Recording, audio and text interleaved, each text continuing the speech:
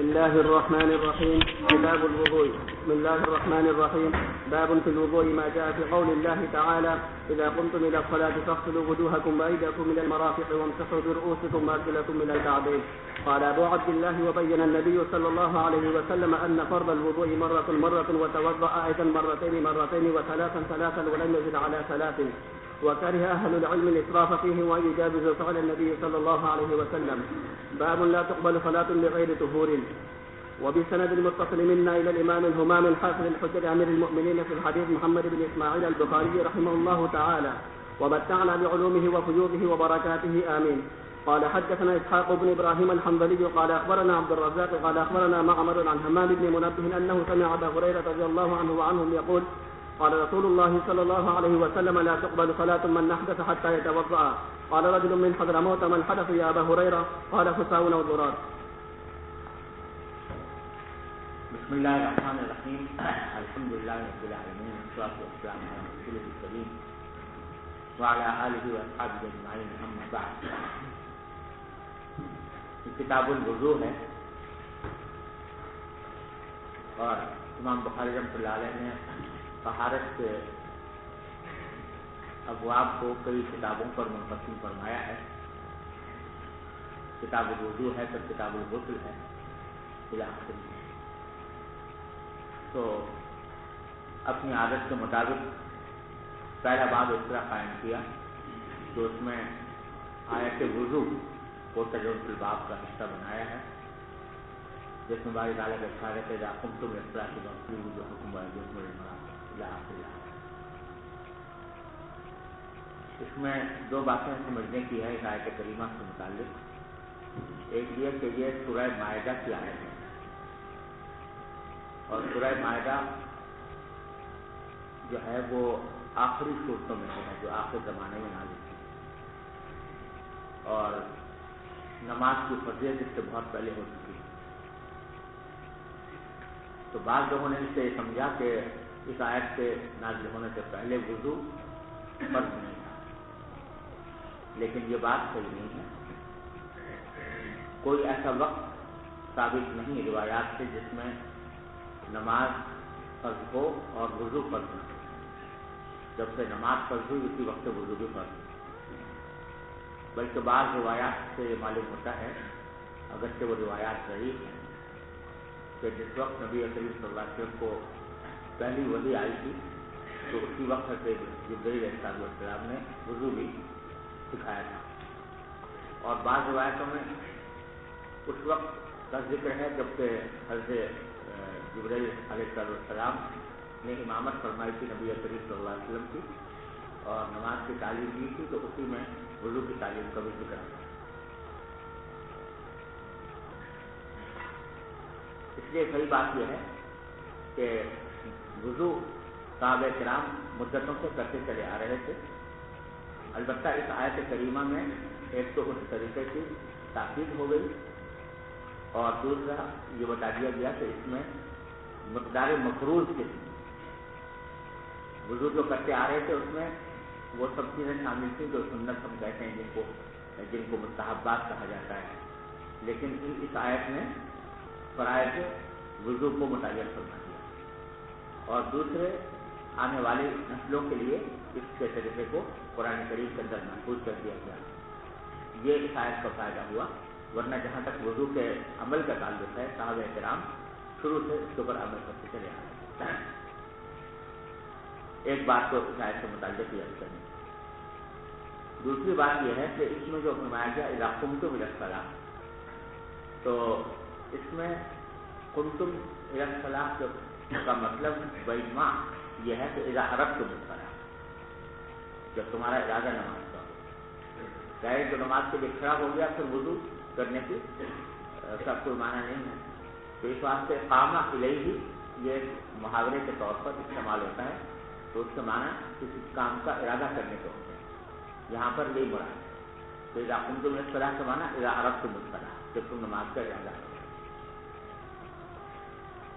پھر اس میں کلام ہوا ہے کہ فاغسلوا وجوہکم وایدیکم الی آخرہ، یہ جو صیغہ امر ہے یہ ظاہر تو یہ ہے کہ یہ وجوب کے لیے ہے ہوتا ہے جب تک کہ کوئی قرینہ صارفہ موجود نہ ہو، اس وقت تک امر کے صیغے کو وجوب پر ہی معمول کیا جاتا ہے۔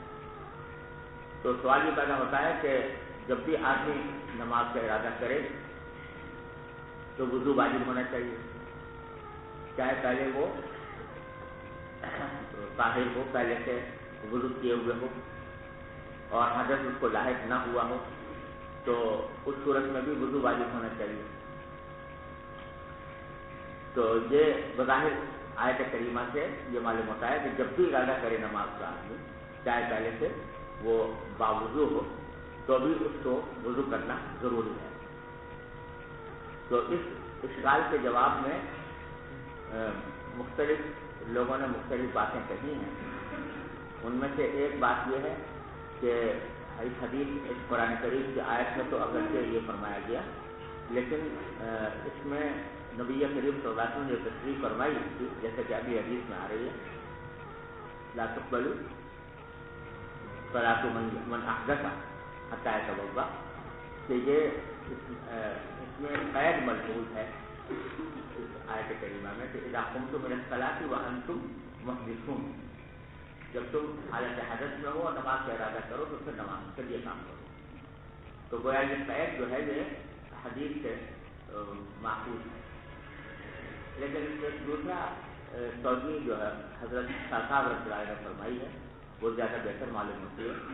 وہ یہ ہے کہ ابتدا میں حکم یہی ہے کہ جب بھی نماز کا ارادہ کرے آدمی، ہر نئی نماز کے لیے نیا وضو کرنا ضروری تھا۔ بعد میں پھر اس میں تخفیف کر دی گئی اور یہ حکم دیا گیا کہ اگر حالت حدث میں ہو تو وضو کرنا واجب ہے، اور اگر پہلے سے باوضو ہو تو وضو کرنا واجب نہیں، البتہ مستحب۔ چنانچہ ابو داؤد کی روایت میں آتا ہے کہ کنا نتوضأ لكل صلاۃ طاہرا او غیر طاہر، کہ ہم ہر نماز کے لیے وضو کیا کرتے ہیں۔ کنا نؤمر بالوضوء لكل صلاۃ حتی طاہرا او غیر طاہر، کہ چاہے ہم پاک ہوں پہلے یا نہ ہوں، ہر حالت میں ہمیں حکم دیا جاتا تھا کہ ہم نماز کے لیے وضو کریں۔ بعد میں پھر تخفیف ہو گئی اور پھر یہ کہا گیا کہ صرف حدث کی حالت میں تو ضروری ہے اور باقی اوقات میں تمہارے لیے ضروری نہیں ہے، البتہ مستحب اب بھی ہے۔ تو اس لیے اگر شاہ وغیرہ فرماتے ہیں کہ دو حالتیں ہیں انسان کی، ایک یہ کہ وہ پہلے سے حالت حدث میں ہو تب تو یہ امر وجوب کے لیے ہے، اور اگر حالت حدث میں نہ ہو تو پھر طاہر ہو پہلے سے تو پھر یہ امر استحباب کے لیے۔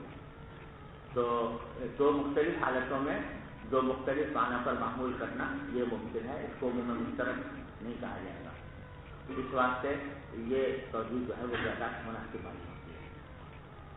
اب آگے امام بخاری فرماتے ہیں کہ قال ابو عبداللہ وبین النبی صلی اللہ علیہ وسلم ان الفرض الوضوء مرۃ مرۃ، نبی کریم صلی اللہ علیہ وسلم نے تصریح فرما دی ہے اپنے عمل سے کہ وضو کا فریضہ تو یہ ہے کہ ایک ایک مرتبہ بھی دھولے آدمی ان اعضاء کو تو وضو ہو جاتا ہے، لیکن آپ نے وضو فرمایا ہے دو دو مرتبہ بھی اور تین مرتبہ بھی، اور 3 مرتبہ وضو کرنا، 3 مرتبہ دھونا یہ زیادہ کثرت سے ثابت ہے نبی کریم صلی اللہ علیہ وسلم سے۔ تو اس سے یہ بات فقہاء کرام نے مثبت کی ہے کہ 3 مرتبہ دھونا یہ سنت ہے۔ ولم اعلیٰ کلام، اور 3 کے اوپر آپ نے کبھی اضافہ نہیں فرمایا، اسی لیے کریہ اہل علم اسراف کی، اہل علم نے اس میں اسراف کو منع کیا ہے کہ آدمی 3 سے زیادہ مرتبہ دھونے کی ضرورت نہیں ہے، اور بلا وجہ 3 سے زیادہ دھونا جو ہے یہ برا ہے، مکروہ ہے۔ وہاں اجازت جو پہلے نبی صلی اللہ علیہ وسلم، اور اس بات کو بھی مکروہ سمجھا ہے اہل علم نے کہ نبی کریم صلی اللہ علیہ وسلم کے فعل سے آدمی آگے تجاوز کرے، یعنی آپ کا فعل تو 3 مرتبہ تھا، اس سے آگے تجاوز کرنا یہ اہل علم میں مکروہ قرار۔ اس کے بعد امام بخاری نے باب قائم کیا، باب لا تقبل صلاۃ بغیر طہور، یہ وہ حدیث ہے جو آپ نے ترمذی میں سب سے پہلے پڑھی ہوگی، اور یہ حدیث چونکہ امام بخاری کی شرط کے مطابق نہیں تھی، اس واسطے امام بخاری نے اس کو سندن نہیں نکالا بلکہ ترجمۃ الباب کا حصہ بنا دیا ہے۔ اور پھر اس میں جو حدیث روایت کی ہے وہ ابو ہریرہ رضی اللہ تعالیٰ عنہ کی ہے، جس کا مفہوم بھی تقریباً وہی ہے جو لا تقبل صلاۃ بغیر طہور کا ہے، کہ لا تقبل صلاۃ من احدث حتی یتوضا، کہ ایسے شخص کی نماز قبول نہیں ہوتی جس کو حدث لاحق ہو جب تک کہ وہ وضو نہ کر لے۔ یہ حدیث روایت کی حضرت ابو ہریرہ رضی اللہ تعالیٰ عنہ نے، تو حضرموت کا ایک شخص اس وقت موجود تھا، اس نے سوال کیا کہ مل حدث یا ابا ہریرہ، ابو ہریرہ حدث کیا چیز ہوتی ہے؟ تو انہوں نے فرمایا کہ فساء اور قرآن۔ فساء کہتے ہیں اس ریح کو جو بغیر آواز کے ہو، اور غراق کہتے ہیں اس ریح کو جو آواز کے ساتھ ہو۔ مطلب یہ کہ انہوں نے کہا کہ یہ حدث ہوتا ہے۔ حالانکہ حدث تو بہت ساری چیزیں ہوتی ہیں، لیکن ان کا ذکر بطور مثال فرما دیا، اور اس چیز سے آدمی کو یہ بھی سمجھ سکتا ہے کہ جو ہوا خارج ہوتی ہے تو وہ بذات خود ہوا نجس نہیں ہوتی، لیکن نجس چیز سے مل کر آتی ہے تو اس کے خروج سے وضو ٹوٹ جاتا ہے۔ تو جو چیز بذات خود نجس ہو، نجاست ہو، اس کے خروج سے تو بطریق اولا ان کا حدث لاحق ہوگا۔ چلیے، باب فضل الوضوء والغر المحجلون من آثار الوضوء. وبه قال حدثنا يحيى بن بكير قال حدثنا الليث عن خالد عن سعيد بن ابي هلال عن نعيم المدبر قال لقيت مع ابي هريره رضي الله عنهم على ظهر المسجد فتوضا قال اني سمعت رسول الله صلى الله عليه وسلم يقول ان امتي يدعون يوم القيامه غر محجلين من آثار الوضوء فمن استطاع منكم ان يطيل غرته فليفعل.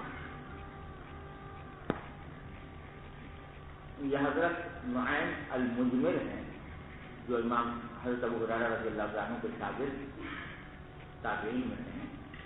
وہ فرماتے ہیں کہ رقیت مع ابو ہریرہ علی ظاہر المسجد، میں حضرت ابو ہریرہ کے ساتھ مسجد کی چھت پر تھا، ظاہر سے مراد ہے چھت، فتوضا، وہاں انہوں نے وضو کیا، اور اس وقت انہوں نے یہ حدیث سنائی تو میں نے رسول اللہ صلی اللہ علیہ وسلم کو فرماتے ہوئے سنا ہے ان امتی یدعون یوم القیامۃ غرا محجلین، کہ میری امت کو بلایا جائے گا قیامت کے دن اس حالت میں کہ وہ غر ہوں گے اور محجل ہوں گے۔ غر جمع ہے اغر کی، اور اغر کہا جاتا ہے اصل میں اس گھوڑے کو جس کے پیشانی پر سفیدی ہو، جس کی پیشانی سفید ہو، پیشانی کے اوپر سفید داغ ہو، تو اس کو اغر کہتے ہیں، اور نکلا ہے غرہ سے، غرہ سفیدی کو کہتے ہیں، اور خاص طور سے اس سفیدی کو جو پیشانی پر ہے، تو غر کے معنی یہ ہے۔ اور محجل کہا جاتا ہے اس گھوڑے کو جس کے پاؤں میں سفیدی ہو، جس کے پاؤں سفید ہیں، حجل کہا جاتا ہے پاؤں کی سفیدی کو۔ تو میری امت کو قیامت کے دن بلایا جائے گا اس حالت میں کہ ان کے تو ان کی پیشانیاں بھی چمک رہی ہوں گی سفیدی سے، اور ان کے پاؤں بھی چمک رہے ہوں گے سفیدی سے۔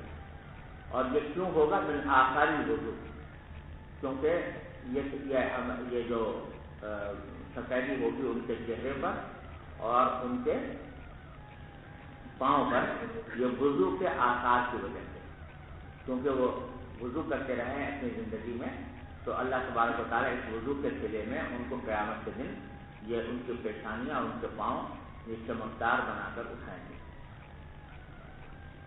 فمن استطاع منکم ان یطیل غرتہ فلیفعل۔ اب آگے فرمایا کہ تم میں سے کوئی شخص اگر یہ اس کی استطاعت رکھتا ہو کہ اپنے غرے کو لمبا کرے، یعنی اپنی پیشانی کی سفیدی کو اور زیادہ وسعت دے اور اس کو آگے تک پھیلا دے، تو وہ ایسا کرے۔ اس کا کیا مطلب ہے؟ اس کا مطلب یہ ہے کہ ویسے تو پیشانیاں اور پاؤں اور ہاتھ یہ چمکیں گے وضو کے آثار کی وجہ سے، تو اس کا تقاضا یہ ہے کہ جہاں جہاں وضو کا پانی پہنچے گا وہاں وہاں وہ سفیدی ہوگی۔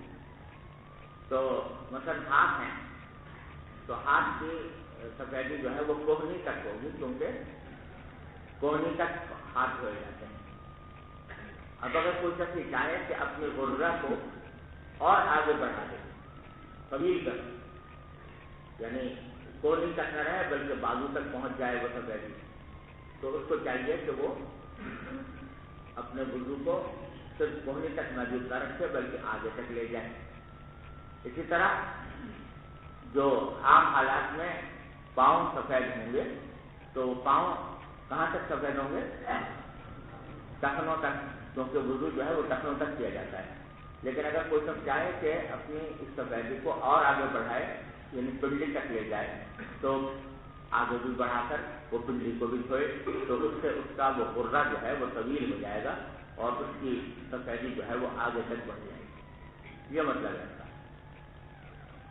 چنانچہ یہ جو اگر کوئی شخص اپنے ہاتھوں کو کوہنی سے آگے دھوئے یا پاؤں کو ٹخنوں سے آگے پنڈلی تک دھوئے تو اس کو اصطلاح فقہا میں اطالۃ الغرہ کہا جاتا ہے، اسی حدیث کی وجہ سے اطالۃ الغرہ۔ تو یہ اطالۃ الغرہ کے بارے میں فقہاء کرام کے درمیان اختلاف ہے۔ امام شافعی رحمۃ اللہ علیہ فرماتے ہیں کہ اطالۃ الغرہ مستحب ہے، یعنی اچھا ہے یہ کہ آدمی اپنے غرے کو لمبا کرے، یعنی صرف کوہنیوں تک محدود نہ رہے ہاتھوں میں بلکہ آگے تک بازو تک دھوئے، اور پاؤں میں ٹخنوں تک محدود نہ رہے بلکہ اور آگے تک دھوئے، پنڈلیوں تک پہنچ جائے۔ تو اس اطالۃ الغرہ کو وہ کیا کہتے ہیں؟ مستحب، سمجھے نا؟ اور اس کی مقدار جو ہے وہ شافعیہ کے یہاں مختلف طریقوں سے بیان کی گئی ہے۔ بعض حضرات کہتے ہیں کہ اس کو مثلاً ہاتھ دھوئے تو وہ منکب تک پہنچ جائے، یعنی کندھے تک پہنچ جائے، اور بعض کہتے ہیں کہ عضد تک پہنچ جائے، بازو تک پہنچ جائے، وقت عضد تک، اور بعض کہتے ہیں کہ تھوڑا سا آگے بڑھا لے۔ تینوں قول ہیں شافعی۔ بعض حنفیہ نے بھی وہی قول اختیار کیا ہے شافعیہ کا، البتہ وہ کہتے ہیں کہ کندھے تک پہنچنے کی ضرورت نہیں ہے بلکہ تھوڑا سا آگے بڑھ جائے، یعنی تھوڑا سا آگے پہنچا دے جس کی کوئی مقدار مقرر نہیں ہے، بلکہ بازو تک پہنچ جائے یا پنڈلی کے کچھ حصے تک پہنچ جائے، کوئی مقدار مقرر نہیں۔ بعض حنفیہ نے اطالۃ الغرہ کو اس معنی میں مستحب بنا، لیکن امام مالک رحمۃ اللہ علیہ اور حنابلہ اور بعض حنفیہ وہ کہتے ہیں کہ اطالۃ الغرہ جو ہے یہ کوئی مشروع عمل نہیں ہے، بلکہ بس جو مقدار قرآن کریم میں بیان کی ہے الی المرفقین ہاتھوں میں اور الی الکعبین پاؤں میں، بس اسی حد تک محدود رہنا چاہیے، اس سے آگے نہ بڑھنا، اور اطالۃ الغرہ کو مستحب قرار دیتے ہیں۔ امام شافعی رحمۃ اللہ علیہ جو اس کو اطالۃ الغرہ کو مستحب قرار دیتے ہیں وہ اسی حدیث سے استدلال کرتے ہیں کہ اس کے آخر میں یہ فرمایا گیا کہ من استطاع منکم ان یطیل غرتہ فلیفعل، گویا اس میں اطالۃ الغرہ کی ترغیب دی گئی ہے، اس کی فضیلت بیان کی گئی ہے، لہٰذا امام شافعی اس کو مستحب کہتے ہیں۔ لیکن جو حضرات اطالۃ الغرہ کے قائل نہیں ہیں وہ یہ کہتے ہیں کہ یہ جملہ جو ہے من استطاع منکم ان یطیل غرتہ فلیفعل، یہ حضرت ابو ہریرہ رضی اللہ تعالیٰ عنہ کا اپنا جملہ ہے، حدیث کا حصہ نہیں، یہ ادراج ہے حضرت ابو ہریرہ رضی اللہ عنہ کی طرف سے۔ ادراج سمجھتے ہو نا؟ حدیث مرفوع میں کوئی صحابی اپنی طرف سے کوئی جملہ بڑھا دیتا ہے تو اس کو ادراج کہتے ہیں۔ تو حضرت ابو ہریرہ رضی اللہ عنہ کی طرف سے ادراج ہے اور حدیث کا حصہ، حدیث مرفوع کا حصہ نہیں ہے، جس کی تعریف اس بات سے ہوتی ہے، حافظ ابن حجر نے بھی اس کو بیان فرمایا ہے فتح الباری میں، کہ یہ حدیث جو ہے تقریباً 10 شاگرد حضرت ابو ہریرہ کے 10 شاگرد روایت کرتے ہیں،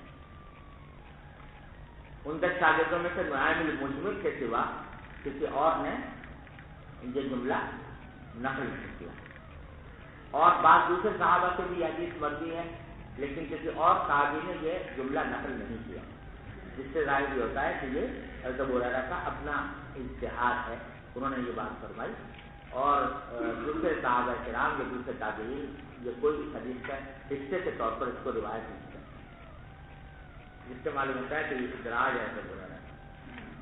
اور حضرت ابو ہریرہ رضی اللہ تعالیٰ نے بھی یہ بات جو فرمائی یہ در حقیقت احتیاط کے طور پر،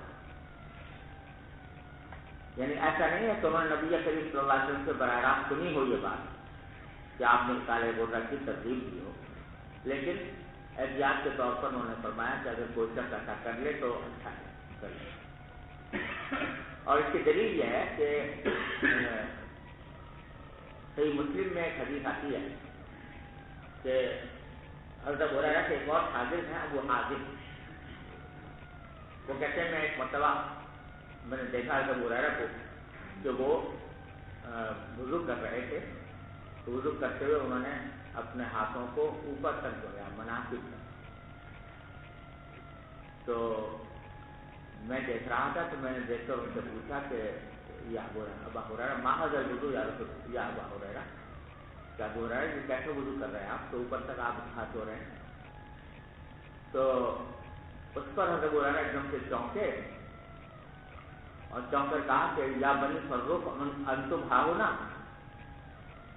بنو فروخ اس سے قبیلہ تھا ابو حازم کا، تو ان سے کہا کہ اے بنو فروخ تم یہاں موجود ہو،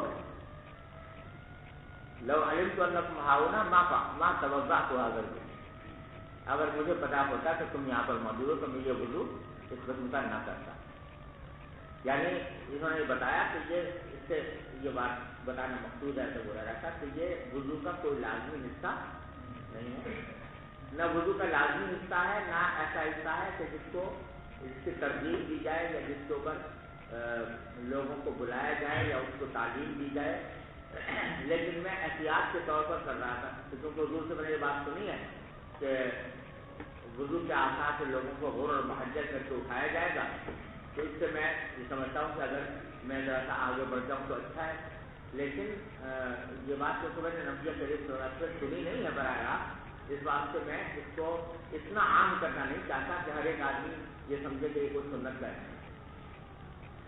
اس سے معلوم ہوا کیسا ہو رہا ہے رضی اللہ عنہ خود بھی اس کو سنت کا کوئی حصہ نہیں سمجھتے تھے، بلکہ محض احتیاط و احتمال کے طور پر ایسا کرتے تھے، اور یہی بات جو ہے وہ حنفیہ کا بھی صحیح محقق موقف یہی ہے کہ اس کو کوئی سنت سمجھنا یا مستحب سمجھنا درست نہیں ہے، البتہ اگر کوئی شخص احتیاط یا احتمال کے طور پر کر لے تو ناجائز بھی نہیں ہے، البتہ جو مقدار مسنون ہے اس سے آگے کو مسنون سمجھنا ہے، اور شریعت کا یہی مزاج ہے کہ دین نام ہے اتباع، شریعت نے جو ہر جہاں جس چیز کی مقرر فرما دی ہے اس سے آگے اپنی رائے سے کوئی تجاوز کرنا یہ پسند نہیں۔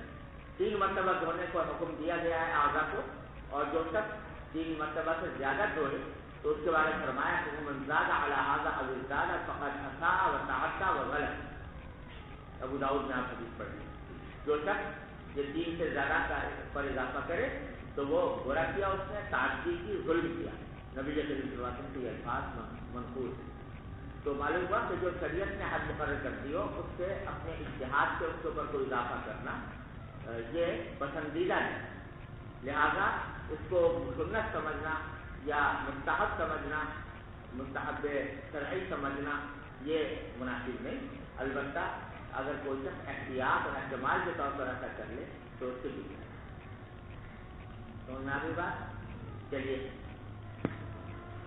باب لا يتوضأ من الشك حتى يستيقن، وبه قال حدثنا علي قال حدثنا سفيان قال حدثنا الزهري عن سعيد بن المسيب وعن عباد بن تميم عن عمه رضي الله عنه وعنهم أنه شكى إلى رسول الله صلى الله عليه وسلم الرجل الذي يخيل إليه أنه يجد شيئا في الصلاة، فقال لا ينفتل أو قال لا ينصرف حتى يسمع صوتا أو يجد ريحا۔ حضرت عباد بن تمیم اپنے چچا سے روایت کرتے ہیں،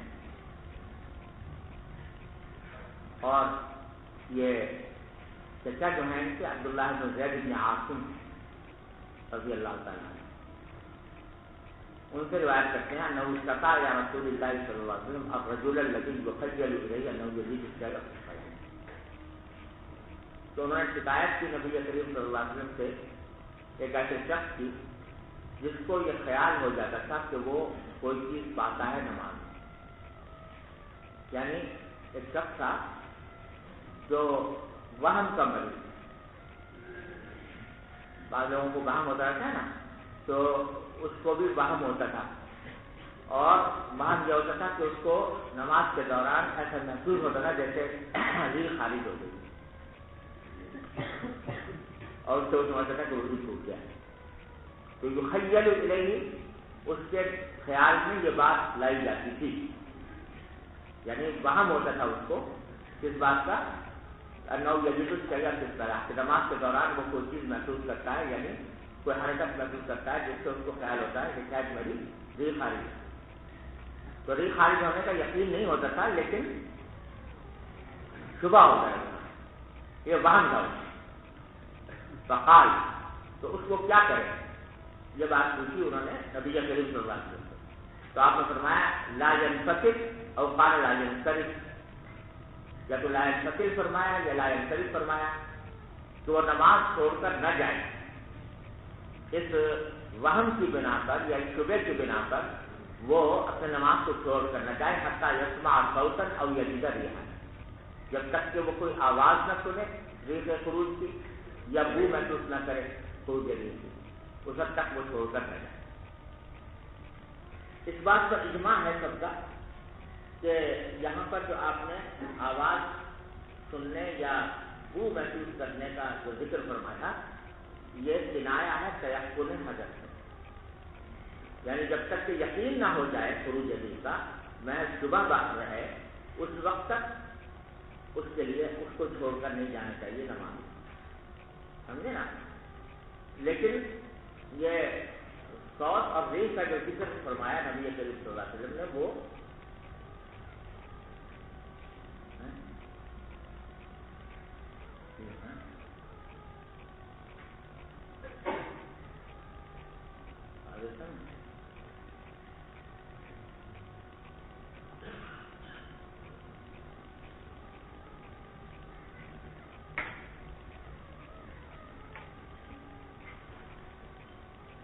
تو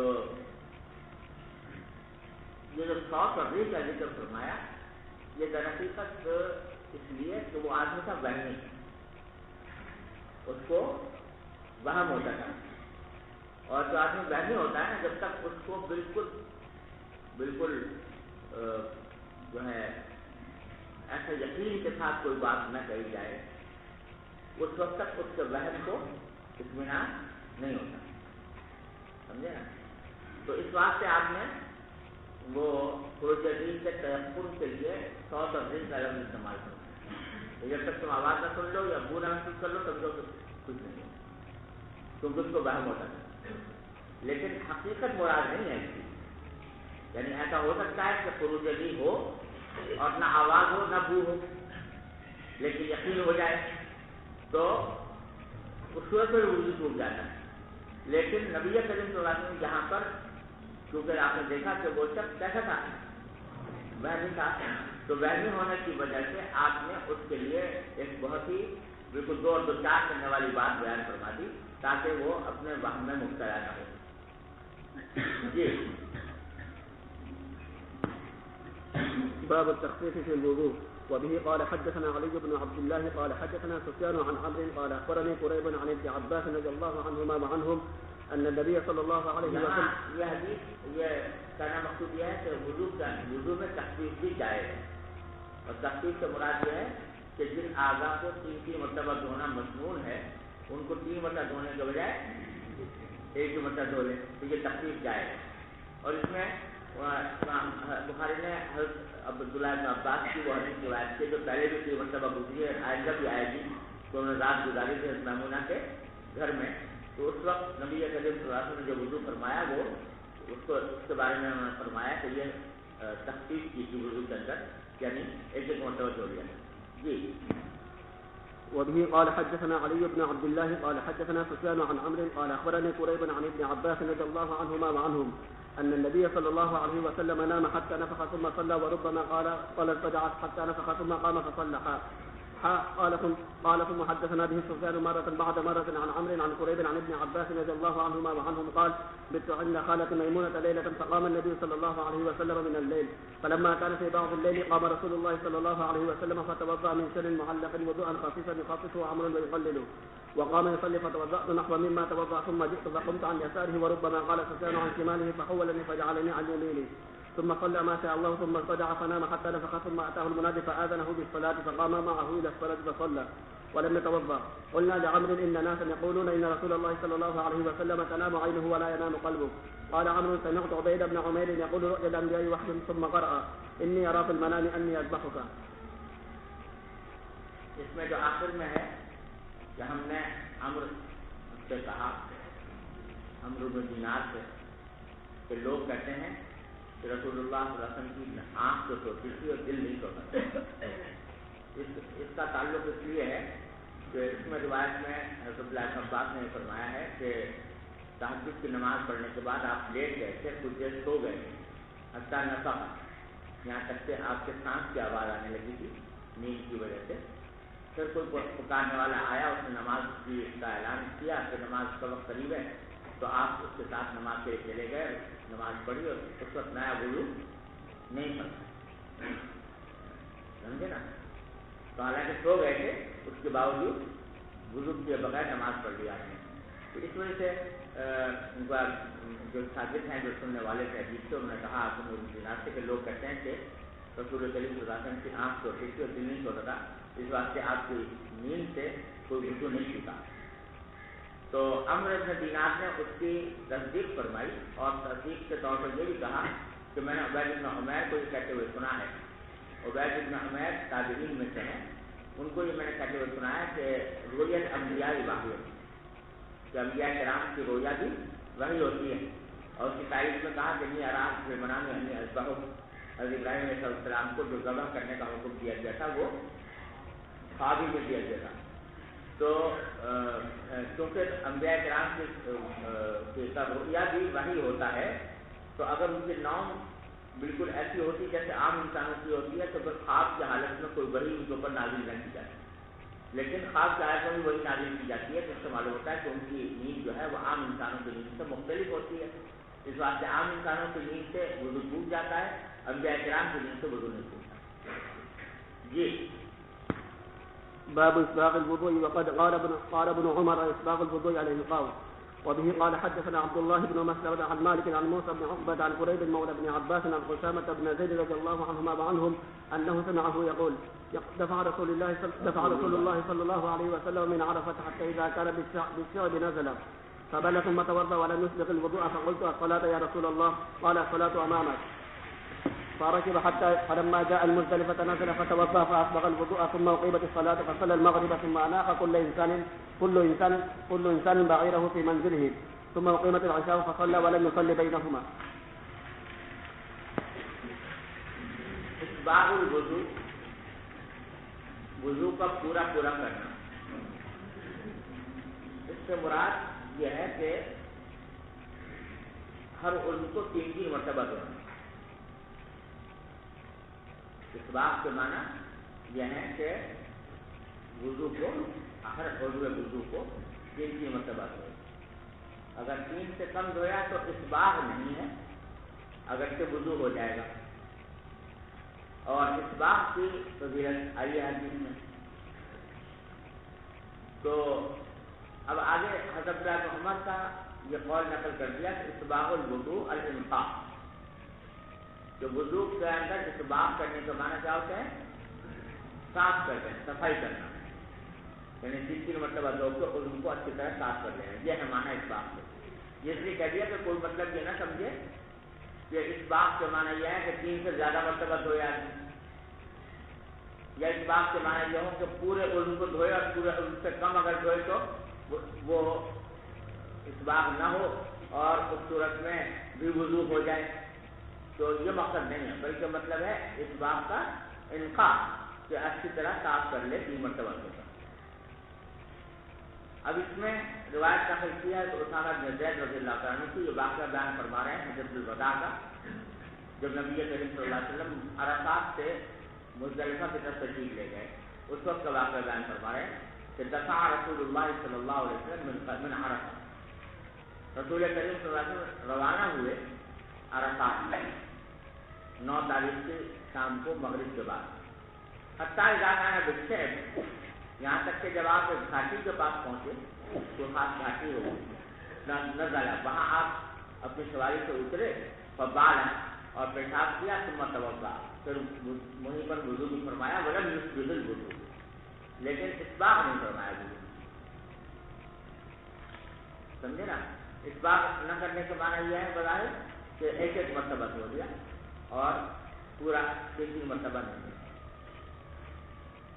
فقلت الصلاۃ یا رسول اللہ، میں نے عرض کیا کہ نماز کا وقت ہو گیا یا رسول اللہ، مغرب کی نماز کا، نماز پڑھ لیجیے مغرب. قال فآخر فرمایا الصلاۃ امامک، کہ نماز تمہارے آگے آئے گی. اس لیے کہ عرفات سے واپسی پر جب مزدلفہ جاتے ہیں تو مغرب اور عشاء کی نمازیں ملا کر اکٹھی پڑھی جاتی ہیں مزدلفہ.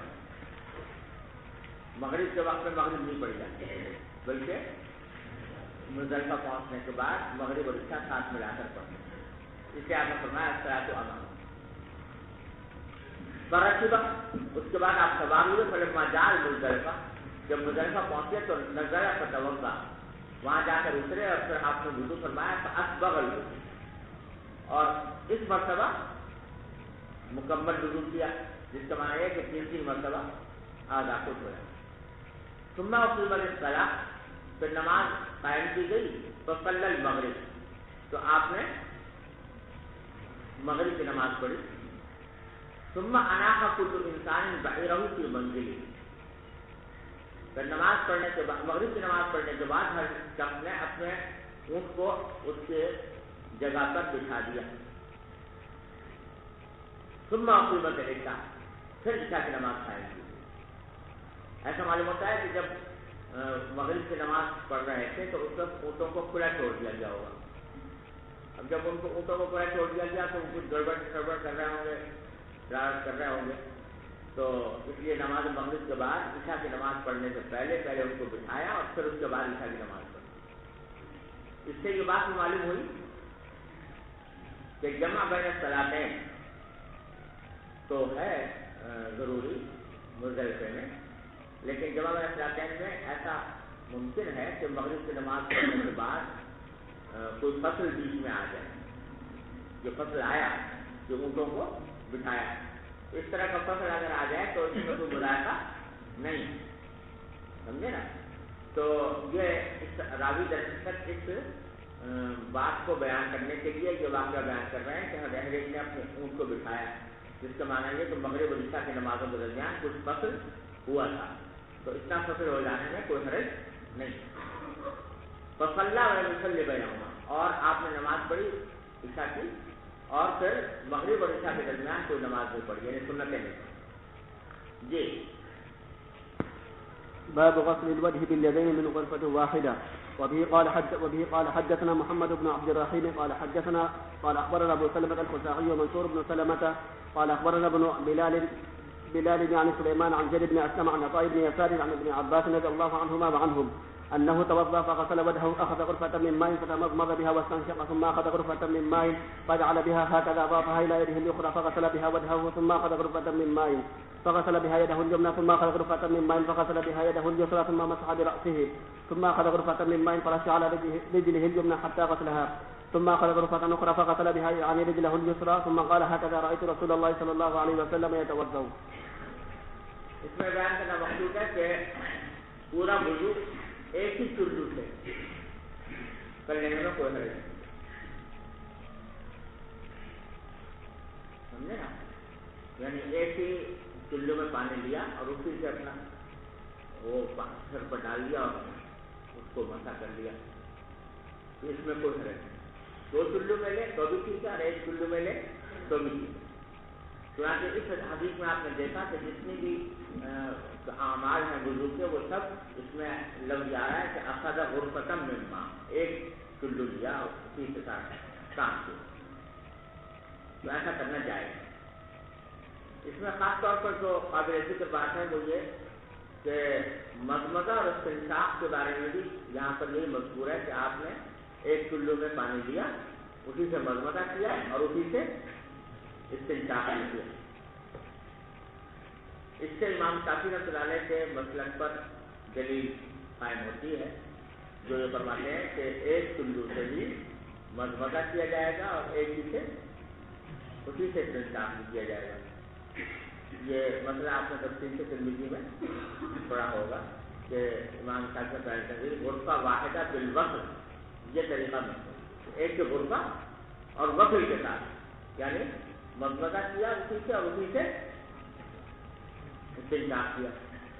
اور حنفیہ کے نزدیک جو افضل طریقہ ہے وہ کیا ہے کہ 6 غرفات بالفصل، کہ 6 چلو ہوں اور ہر ایک میں فصل ہو، یعنی 3 چلوؤں سے پہلے مضمضہ کیا جائے پھر 3 چلوؤں سے استنشاق کیا جائے. تو یہ حنفیہ کے نزدیک زیادہ افضل ہے، اگرچہ جائز یہ ہے جو یہاں پر مذکور ہے. اب اس میں تعویلات کرتے ہیں لوگ حنفیہ کہ بھائی یہ اس حدیث میں تعویل کرتے ہیں، اور شافعیہ جو ہے وہ 6 غرفات والی میں تعویل کرتے ہیں، لیکن تعویلات وغیرہ کی کوئی حاجت نہیں ہے کیونکہ دونوں طریقوں کو جائز کریں. افضلیت میں اختلاف ہے ورنہ جائز سب طریقے ہیں. تو یہاں پر جو مذکور ہے کہ آپ نے ایک چلو سے کیا تو یہ بیان جواب ہے، اس واسطے یہ کوئی حنفیہ کے خلاف نہیں. جی باب التسمية على كل حال وعند الوقاع. وبه قال حدثنا علي بن عبد الله قال حدثنا جرير عن منصور عن سالم بن عبد الجعد عن قريب عن ابن عباس رضي الله عنهما وعنهم يبلغ به النبي صلى الله عليه وسلم قال لو أن أحدكم إذا أتى أهله قال بسم الله اللهم جنبنا الشيطان وجنب الشيطان ما رزقتنا فقضي بينهما ولد لم يضره. باب التسمیہ علی کل حال، بسم اللہ پڑھنا ہر حالت میں، وعند الوقاع اور جمعہ کے وقت میں. اور اس میں روایت نقل کی عبداللہ بن عباس رضی اللہ عنہ کی کہ نبی کریم صلی اللہ علیہ وسلم سے روایت کر کے انہوں نے فرمایا کہ لو ان احدکم اذا اتی اہلہ، ان میں سے کوئی شخص جب اپنی بیوی کے پاس جائے اور یہ کہے کہ بسم اللہ اللہم جنبنا الشیطان وجنب الشیطان ما رزقتنا، کہ اللہ ہمیں شیطان سے الگ رکھیے اور شیطان کو اس چیز سے الگ رکھیے جو آپ ہمیں دیں. یعنی ہمارے اگر اولاد ہو تو اس اولاد سے بھی شیطان کو الگ رکھیے. تو کچھ شخص یہ دعا کر لے فقضی بینہما ولد، پھر ان کے درمیان اگر تقدیر میں ہے کسی بچے کی پیدائش تو لم یضرہ، تو وہ شیطان اس بچے کو نقصان نہیں پہنچائے گا. یہ حدیث امام بخاری اس لیے لائے ہیں یہاں پر کہ بسم اللہ بتانا چاہتے ہیں کہ وضو سے پہلے بسم اللہ پڑھنا بھی مسنون ہے. اب چونکہ کوئی حدیث ایسی جو وضو کے وقت میں بسم اللہ پڑھنے پر دلالت کرتی ہو امام بخاری کی شرط کے مطابق نہیں تھی، اس واسطے وہ یہ حدیث لائے ہیں کہ جب جمعہ جیسے عمل کے اوپر بھی بسم اللہ پڑھنے کا حکم دیا گیا ہے تو وضو تو بطریق اولا اس بات کی مستحق ہے کہ اس کا آغاز بسم اللہ سے کیا. یہ ہے مقصود. ارے سمجھو نا. اب یہ کہ بسم اللہ پڑھنے کی حیثیت کیا ہے، تو امام اسحاق بن راہویہ کہتے ہیں کہ واجب ہے بسم اللہ پڑھنا، اور بسم اللہ پڑھے بغیر اگر وضو کی جائے گی تو وضو ہوگی ہی نہیں. اور جمہور کا کہنا یہ ہے کہ یہ واجب نہیں ہے. حنفیہ کے یہاں 2 روایتیں ہیں، مسنون ہونے کی، مستحب ہونے کی. راجح یہ ہے کہ مستحب. علامہ ابن حمام نے البتہ اسحاق بن راہویہ کا قول اختیار کیا ہے کہ اس کو واجب کہتے ہیں، لیکن علامہ قاسم بن قطب جو ان کے شاگرد ہیں وہ کہتے ہیں کہ یہ میرے استاد کا تفرد ہے اور میرے استاد کے تفردات جو ہیں وہ مقبول نہیں ہیں، لہذا ان کے قول کے اوپر فتویٰ نہیں دینا چاہیے. فتویٰ یہی ہے کہ یہ عمل کیا ہے، مستحب. اور دلیل اس کی یہ ہے کہ قرآن کریم میں کہیں اس کا ذکر نہیں کیا، اور اگر کوئی خبر واحد ہے کہ لا وضوء لمن لم يصلي مثلا ایک حدیث آتی ہے تو اس کو محمول کیا گیا ہے نفی کمال پر، سمجھے نا. تو اس واسطے اس کو واجب نہیں کہا جائے گا بلکہ اس کو محض مستحب کہا جائے گا. جی باب ما يقول عند الخلاء. وبه قال حدثنا آدم قال حدثنا شعبة عن عبد العزيز بن صهيب قال سمعت أنس رضي الله عنه وعنهم يقول كان النبي صلى الله عليه وسلم إذا دخل الخلاء قال اللهم إني أعوذ بك من الخبث والخبائث. من الخبث والخبائث. تابعه ابن عرعرة عن شعبة وقال غندر عن شعبة إذا أتى الخلاء. وقال موسى عن حماد إذا دخل. وقال سعيد بن زيد حدثنا عبد العزيز إذا أراد أن يدخل. باب وضع الماء عند الخلائق. وبه قال حدثنا عبد الله بن محمد قال حدثنا حاتم بن القاسم قال حدثنا ورقاء عن عبيد الله بن ابي يزيد عن ابن عباس رضي الله عنهما وعنهم ان النبي صلى الله عليه وسلم دخل الخلاء فوضعت له وضوءا قال من وضع هذا فاخبر فقال اللهم فقهه في الدين. یہ عبداللہ بن عباس رضی اللہ عنہ فرماتے ہیں کہ نبی کریم صلی اللہ علیہ وسلم خلا میں داخل ہوئے تو وضعت له وضوءا، تو میں نے آپ کے لیے وضو کا پانی رکھ دیا. وضو بفتح الواو اس کا معنی ہوتا ہے وضو کا پانی. قال من وضع هذا، جب آپ نے دیکھا واپس آ کر کہ پانی وضو کا بھرا ہوا رکھا ہے تو آپ نے پوچھا یہ کس سے رکھا ہے؟ تو اخبر، تو آپ کو بتایا گیا تب عبداللہ عباس نے رکھا ہے. تو آپ نے کو خوشی ہوئی کہ انہوں نے خود اپنے خیال سے پانی نکال کر رکھا، تو آپ نے دعا دی اللہم فقہہ فی الدین، یا اللہ ان کو دین کی سمجھ ہے. اتنی بڑی دعا دی آپ نے ان کے سمجھ ہے. تو ایک تو بات یہاں یہ معلوم ہوئی کہ کسی بڑے کی خدمت ایک تو وہ ہوتی ہے جو اس بڑے کے کہنے پر کی جائے، وہ تو ہے ہی ہے باعث برکت. لیکن اگر کوئی خدمت کسی بڑے کی اس سے کہے بغیر کر دی جائے جس سے اس کو راحت ملے تو یہ زیادہ فضیلت کی چیز ہے اور زیادہ موجب اجر اور موجب برکت ہے. اس سے مخدوم کو زیادہ خوشی ہوتی ہے کہ خادم نے اپنی طرف سے خیال کر کے میرے لیے راحت کا یہ انتظام کیا. اس سے اس کو خوشی زیادہ ہوتی ہے، راحت زیادہ پہنچتی ہے اور اس کے نتیجے میں انسان کے لیے وہ زیادہ موجب اجر ہوتا ہے. بشرطے کہ جو خدمت کی جائے وہ بغیر کہے وہ عقل سے کی جائے، سمجھے نا. اور اگر بیوقوفی میں کی ہے تو بعض اوقات اس کے بجائے راحت پہنچنے سے تکلیف پہنچ جاتی ہے. تو بغیر کسی کے کہے بغیر جو خدمت کی جائے اس کو سوچ سمجھ کر کرنا چاہیے کہ باقی سے اس کو راحت ملے گی یا تکلیف ہوگی، سمجھے نا. تو بے عقلی کے ساتھ جو کی جاتی ہے وہ بجائے راحت پہنچانے سے الٹی تکلیف کا موجب ہو جاتا ہے. اب جیسے لوگ بڑوں کے جوتے اٹھانے کی فکر میں تو بہت رہتے ہیں، جوتے اٹھا لیں، لیکن اس بات کا خیال نہیں کرتے کہ وقت پر تو جوتے مل بھی جائیں اس کو بیچارے. اٹھا تو لیا محبت میں اور اپنے کام میں ان کی تعظیم اور ادب کا تقاضے کے طور پر، لیکن جب وہ باہر نکلے تو ڈھونڈتے پھریں کہ کہاں گیا وہ آدمی جو جوتا لے کے گیا تھا، تو وہ الٹا اور زیادہ تکلیف کا سبب بن جاتا ہے. ایسی محبت نہ کرے اور ایسی خدمت نہ کرے. خدمت ایسی کرے کہ جس سے یقین ہو کہ اس کو راحت ملے گی. دوسرا اس سے سبق ملا کہ جب کوئی شخص کو خدمت کر دے کسی مخدوم کی تو مخدوم کو چاہیے کہ اس کو کھلا دے، کم سے کم دعا دے. میں شکریہ کہہ دیا تو بھی بہرحال شکریہ ادا ہو جاتا ہے، لیکن شکریہ میں اس کو خاص فائدہ نہیں پہنچتا.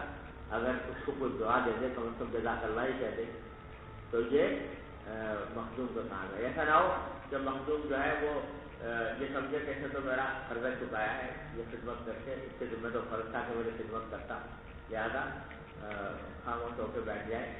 ایسا نہ کرے، بلکہ جب کوئی خدمت کر دے تو اس کی دلداری کرے، دلجوئی کرے، اس کو اس کی اپنی خوشی کا اس پر اظہار کرے اور اس کا کم از کم یہ ہے کہ اس کو تو آگے جیسے کہ نبی کریم صلی اللہ علیہ وسلم شامل کر دو. جی باب لا تستقبل القبلة بغائط أو بول إلا عند البناء بجدار أو نحوه. وبه قال حدثنا آدم قال حدثنا ابن أبي ذئب قال حدثنا الزهري عن عطاء بن يزيد الليثي عن أبي أيوب الأنصاري رضي الله عنه وعنهم قال قال رسول الله صلى الله عليه وسلم إذا أتى أحدكم الغائط فلا يستقبل القبلة ولا يولها ظهره شرقوا أو غربوا. یہ مسئلہ جو ہے استقبال قبلہ غائط کے فوج کے وقت میں، اس میں جو فقہا کا اختلاف ہے وہ آپ نے ترمذی شریف میں تفصیل سے پڑھ لیا ہوگا. درس ترمذی میں اس پر مفصل بحث موجود ہے. تو وہاں آپ نے پڑھا ہوگا کہ امام ابو حنیفہ رحمۃ اللہ علیہ کے نزدیک تو استقبال اور استقبال دونوں ناجائز ہیں، اور جس طرح صحرا میں ناجائز ہے اسی طرح آبادی میں بھی ناجائز ہے. لیکن امام شافعی رحمۃ اللہ علیہ وغیرہ کے نزدیک تفصیل ہے حکم کی کہ اگر صحرا میں ہو تو ناجائز ہے، لیکن اگر عمارتوں میں ہو، آبادی میں ہو تو پھر وہ اس کو جائز کہتے ہیں، ہے نا. تو امام بخاری رحمۃ اللہ علیہ کا رجحان بھی اس مسئلے میں انہی کے قول کی طرف ہے.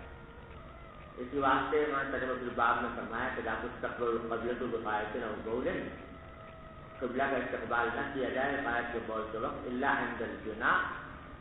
ہاں اگر آدمی عمارت میں ہو، جدار اور نحوی، کوئی دیوار ہو، دیوار کے پیچھے کر رہا ہو مثلا، یا اس جیسی کوئی اور چیز ہو، تو اس صورت میں اس کے لیے استقبال منع نہیں. سمجھے نا. اب ترجمۃ الباب سے یہ قائم کیا ہے، لیکن وہ حدیث وہ لائے ہیں جو امام ابو حنیفہ رحمۃ اللہ علیہ کی تائید کرتی ہے. ابو ایوب انصاری رضی اللہ عنہ کی حدیث رسول کریم صلی اللہ علیہ وسلم نے فرمایا اذا اتى احدكم الغائط فلا يستقبل القبلة ولا يوليها ظهره. جب تم میں سے کوئی شخص غائط کے پاس آئے تو قبلے کا استقبال نہ کرے اور نہ اس کی طرف اپنی پشت کرے. شرقو اور غربو، یا تو مسجد کی طرف رخ کرو یا مغرب کی طرف رخ کرو، اس لیے کہ مدینہ منورہ کا قبلہ جو تھا وہ شمال میں نہیں تھا، جنوب میں تھا. مدینہ منورہ میں جو قبلہ ہے وہ جنوب کی طرف، یا اگر جنوب کی طرف رخ کریں گے تو استقبال قبلہ لازم آئے گا، اور شمال کی طرف کریں گے تو استقبال لازم آئے گا. تو آپ نے فرمایا کہ دو صورتیں تو جائز ہیں نہیں، البتہ یا مسجد کی طرف کرو یا مغرب کی طرف کرو، تو اس سے نہ استقبال ہوگا نہ استقبال ہوگا. اب یہ حدیث جو ہے یہ حنفیہ کی دلیل ہے، اس واسطے کہ اس میں نبی کریم صلی اللہ علیہ وسلم نے صحرا کی اور عمارت کی کوئی تفصیل بیان نہیں فرمائی، مطلقاً منع فرمائی. سمجھے نا. تو یہاں سوال یہ پیدا ہوتا ہے کہ امام بخاری رحمۃ اللہ علیہ نے ترجمۃ الباب میں تو کر دیا الا عند البناء او جدار، اور جو حدیث لا رہے ہیں اس میں یہ استثناء موجود ہے نہیں. تو پھر یہ حدیث کیسے مطابق ہوئی ترجمۃ الباب سے؟ تو جواب اس کا یہ ہے کہ شاید امام بخاری یہ کہنا چاہتے ہوں اس میں کہ اذا اتی احدکم الغائط کا لفظ آیا ہے اس میں، تو غائط اصل میں کہا جاتا ہے اس نشیبی زمین کو جہاں جو عام طور سے قضائے حاجت کے لیے استعمال کی جاتی ہے. غائط اس نشیبی زمین کو شاید امام بخاری کا اشارہ اس طرف ہے کہ جب نبی کریم صلی اللہ علیہ وسلم نے فرمایا کہ جب تم میں سے کوئی شخص غائط کو جائے تو غائط تمہارا نشیبی زمین تو کھلے میدان نہیں ہوتی ہے، گھر میں تو ہوتی نہیں. لہٰذا گویا وہ یہ کہنا چاہتے ہیں کہ یہ حدیث جو ہے خود بتا رہی ہے کہ یہ استقبال و استقبال اس وقت منع ہے جب سے آدمی کھلے میدان ہے اور بنا جدار کا یہاں پر ذکر. ارے سمجھو نا. لیکن حنفیہ کی طرف سے اس کا جواب یہ ہو سکتا ہے کہ غائط کے لغوی معنی بے شک نشیبی زمین کے ہیں، لیکن بعد میں استعمال اس لفظ کا مطلق بیت الخلاء کے لیے بھی ہوتا ہے. مطلق بیت الخلاء کے لیے بھی کیا، بیت الخلاء ہی کے لیے. ابتدا میں بے شک ایسا ہوتا تھا کہ وہی لوگ جو ہے وہ جیسے بھی زمین کے اندر جایا کرتے تھے قضاء حاجت کے لیے، لیکن رفتہ رفتہ جب بیت الخلاء بن گئے تو اس وقت یہ لفظ جو ہے بیت الخلاء کے لیے بکثرت استعمال ہونے لگا۔ لہذا عطا احدکم القاعد کہ کو یہ سمجھنا کہ یہ صرف میدان کے ساتھ خاص ہے، یہ درست نہیں ہے، بلکہ عربی استعمال کے لحاظ سے یہ مطلق بیت الخلاء کے لیے بولا جائے گا، اور جب مطلق بیت الخلاء ہے تو چاہے وہ صحرا میں ہو یا آبادی میں ہو، دونوں صورتیں اس میں داخل ہیں۔ سمجھ گئے بھائیو؟ باقی اس کے اوپر مفصل بحث زندگی میں گزرے گی۔ جی باب من تبرج على لبنتين. وبه قال حدثنا عبد الله بن يوسف قال اخبرنا مالك عن يحيى بن سعيد عن محمد بن يحيى بن حبان عن عمه واسع بن حبان عن عبد الله بن عمر رضي الله عنهما وعنهم انه كان يقول ان ناس يقولون اذا قعدت على حاجتك فلا تستقبل القبلة ولا بيت المقدس. فقال عبد الله بن عمر رضي الله عنهما لقد التقيت يوما على ظهر بيت لنا فرأيت رسول الله صلى الله عليه وسلم على لبنتين مستقبلا بيت المقدس لحاجته، وقال لعلك من الذين يصلون على عوراتهم، فقلت لا ادري والله. قال مالك يعني الذي يصلي ولا يرتفع عن الارض يسر وهو لاصق بالارض. باب من تبرز على لبنتين. تبرز جو برات سے نکلا ہے، برات کے معنی پخانا، تو تبرز پخانا جو سب کرے علی لبنتین، دو اینٹوں کے اوپر، دو اینٹیں رکھ کر اس کے اوپر بیٹھے اور قضاء حاجت کرے، تو بتانا چاہتے ہیں کہ یہ عمل بھی مشروع ہے اور ثابت ہے۔ اس میں روایت نقل کی عبداللہ بن عمر رضی اللہ عنہما کی انہ کان یقول، وہ فرمایا کرتے تھے کہ ان الناس یقولون، بہت سے لوگ یہ کہتے ہیں کہ اذا قعدت علی حاجتک ولا تستقبل القبلۃ ولا بیت المقدس، بہت سے لوگ یہ کہتے ہیں کہ جب تم اپنی حاجت کے لیے بیٹھو تو قبلے کا استقبال بھی نہ کرو، قبلے کا بھی استقبال نہ کرو، بیت المقدس کا بھی استقبال نہ کرو۔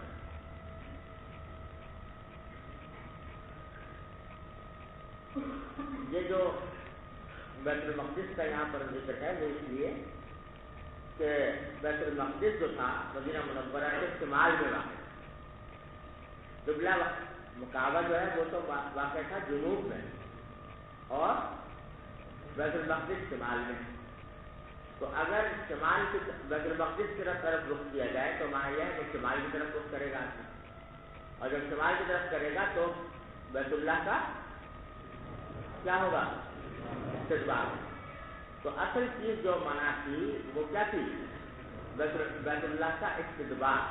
البتہ اس کو تعبیر کیا گیا بیت المقدس کے استقبال سے، کیونکہ بیت المقدس جو ہے وہ شمال کی طرف ہے۔ اگرچہ بعض فقہا جو ہیں جیسے ابو عوانہ وغیرہ وہ یہ کہتے تھے کہ جس طرح بیت اللہ کا استقبال و استدبار منع ہے اسی طرح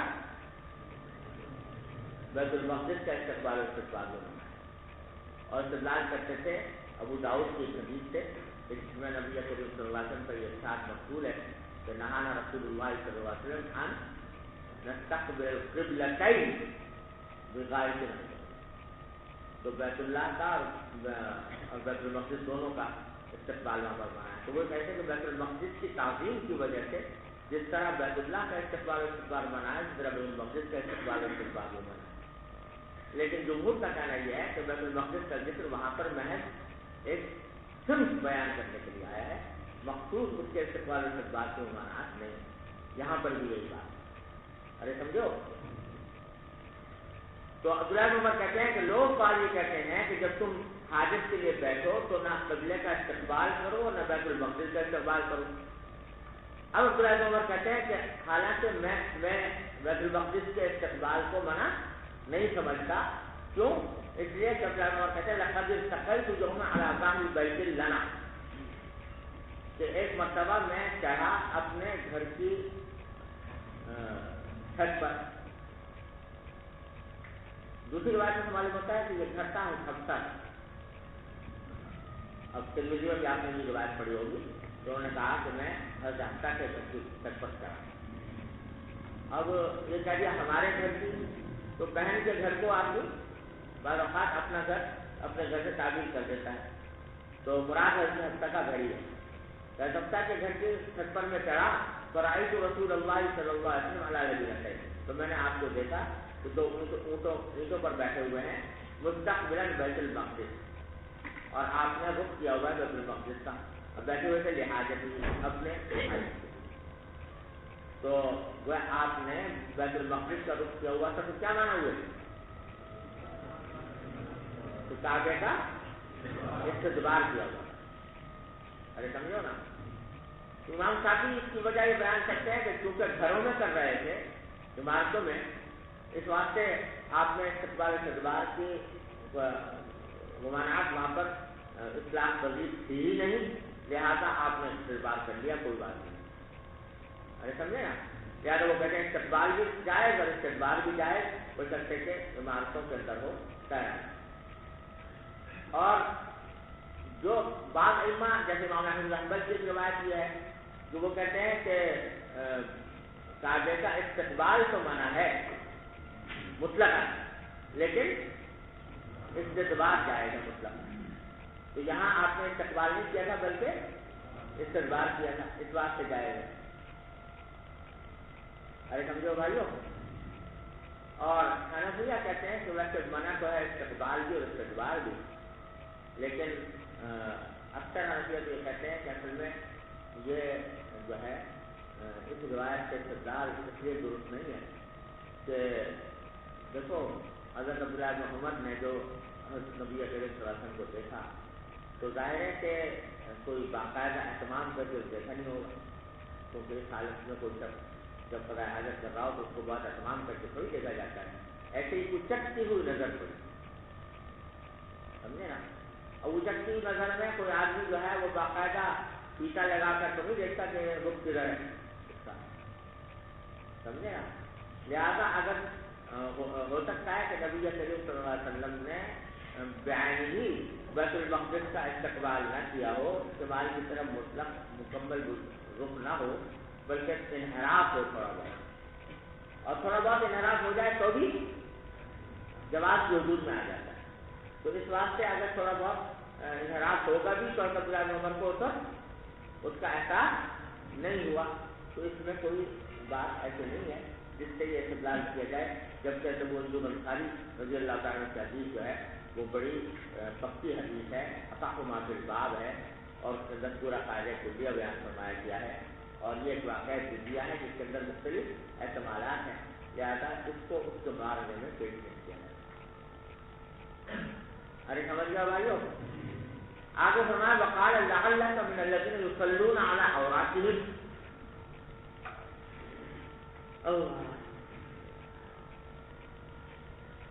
اب جو ہے یہ واقعہ ابن حبان جو ہے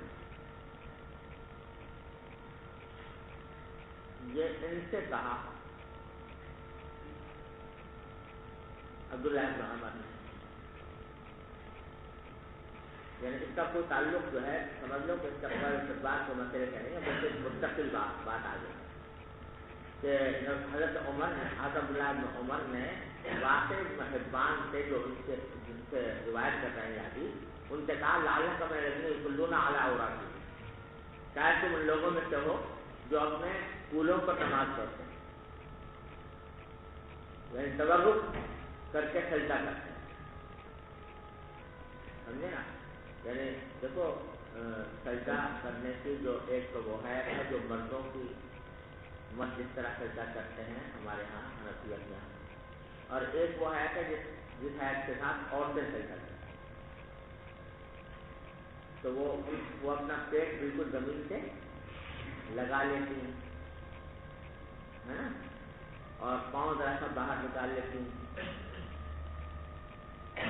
ارے سمجھے نا۔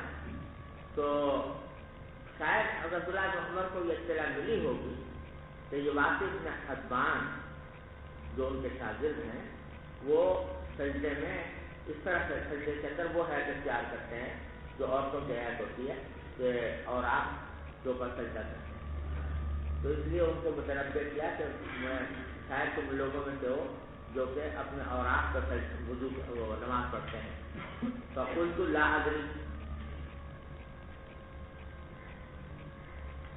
تو انہوں نے کہا کہ مجھے تو پتا نہیں ہے، یعنی ایسے صحیح طریقہ کیا ہوتا ہے اس طریقے کا میں تو جیسا لوگوں کو دیکھا ویسے کہتا ہوں.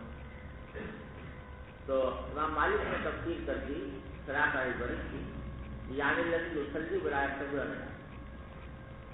کہ برد پر سجدہ کرنے اس پر نماز پڑھنے کا معنی یہ ہے کہ جو آدمی نماز پڑھے اس طرح کہ زمین سے نہ اٹھے، یسجد وهو لاصق بالارض، اور اس حالت میں سجدہ کرے کہ زمین سے چپکا ہوا ہے. تو وہ مراد ہے حضرت عبداللہ بن عمر کی. آپ نے اس کے اوپر نصیحت فرمائی اور کہا کہ نہیں، اس طرح نہیں کرنا چاہیے، بلکہ جو معروف طریقہ ہے سجدے کا وہی اختیار کرنا چاہیے. ارے سمجھ گئے ہو؟ چلو.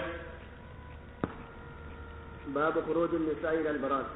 وبه قال حدثنا يحيى بن بكير قال حدثنا الليث قال حدثني عقيل عن ابن شهاب عن عروة عن عائشة رضي الله عنها وعنهم أن أزواج النبي صلى الله عليه وسلم كنا يخرجن بالليل إذا تبرزن إلى المناصع ويستعير نسيح، وكان عمر رضي الله عنه يقول للنبي صلى الله عليه وسلم احجب نساءك، فلم يكن رسول الله صلى الله عليه وسلم يفعل. فخرجت سودة بنت زمعة زوج النبي صلى الله عليه وسلم ليلة من الليالي عشاء، وكانت امرأة طويلة، فناداها عمر ألا قد عرفناك يا سودة، حرصا على أن ينزل الحجاب، فأنزل الله الحجاب. اس بات میں بتایا ہے منظور ہے کہ عورتیں اگر قضائے حاجت کے لیے اپنے گھر سے نکل کر جائیں تو جائے. پہلے زمانے میں ایسا ہوتا تھا کہ گھروں میں بیت الخلا نہیں ہو سکتے. اب بھی بہت سے دیہاتوں میں یہ رواج کہ بیت الخلا گھروں میں نہیں بناتے اور قضائے حاجت کے لیے جنگل ونگل میں کہیں سہارا میں جایا کرتے ہیں.